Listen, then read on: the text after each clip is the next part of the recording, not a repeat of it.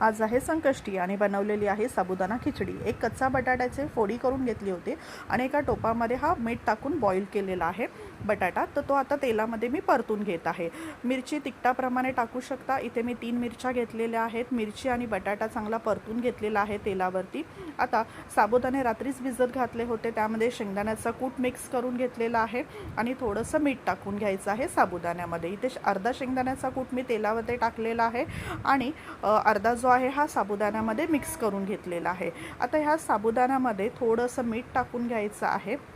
साबुदाण्यामध्ये मीठ टाकलं ना की खिचडीलाच जे मीठ आहे हे चांगलं बसतं। आता याच्यामध्ये मीठ टाकून हे साबुदाण्यामध्ये चांगलं कोलचवून घेणार आहे आणि आता हे जे साबुदाणे आहेत हे आपल्याला ह्या फोडणीमध्ये टाकून घ्यायचे आहेत आणि चांगले ह्या फोडणीमध्ये आता हे साबुदाणे आपल्याला काय करायचं आहेत, परतून घ्यायचं आहेत।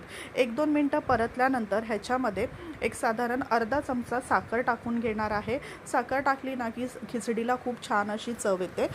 तर अशी ही साखर टाकलेली आहे आणि खिचडी परतून घ्यायची आणि ह्याला 5 ते 7 मिनटं आता आपल्याला साबुदाणा शिजवण्यासाठी वाफ देऊन घ्यायची आहे। मध्ये मध्ये आता गॅस हा जो आहे हाय टू मीडियमवरती ठेवलेला आहे आणि मध्ये मध्ये एकदा दोनदा झाकण काढून मी हा साबुदाणा परतून घेतला होता, जेणेकरून खाली चिकटू नये। आता हा साबुदाणा जो आहे हा मस्तपैकी आता 5 ते 7 मिनटामध्ये आपली खिचडी तयार होते। छानपैकी आता साबुदाणा शिजलेला आहे, खिचडी आपली तयार झालेली आहे। तर तुम्ही अशी खिचडी करा, खा आणि एन्जॉय करा। सो संकष्टीच्या तुम्हाला खूप खूप शुभेच्छा।